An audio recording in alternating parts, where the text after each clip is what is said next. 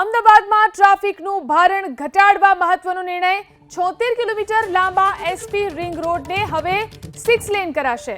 7 દિવસમાં આ માટે આરએફપી બહાર પાડવામાં આવશે। જે તે કન્સલ્ટન્ટ પાસેથી 76 કિલોમીટરના રોડ પર ટ્રાફિકનું ભારણ અને રોડ ડિઝાઇનિંગ કેવી રીતે કરવું તેની કામગીરી કરવામાં આવશે।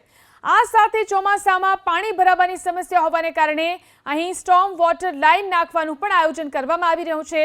20 વર્ષ સુધી ચાલે તે પ્રકારે આયોજન કરાશે।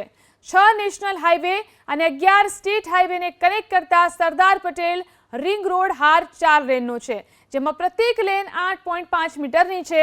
આ વધારી 12.5 મીટર કરી અને રિંગ રોડને 6 લેન કરાશે।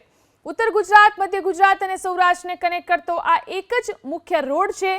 અહીંથી પ્રતિ દિવસ અંદાજે 30 લાખ વાહનો અવરજવર કરે છે, ત્યારે 6 લેન કરવાનો નિર્ણય લાખો વાહન ચાલકો માટે ફાયદારૂપ હશે।